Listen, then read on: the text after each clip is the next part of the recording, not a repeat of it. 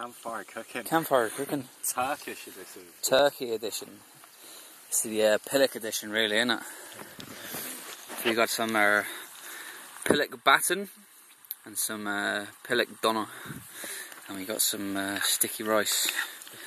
And then the plan is to add some spices and whatever that shit is over there. Cavatellic sauce. Cavatellic sauce. Good stuff, man.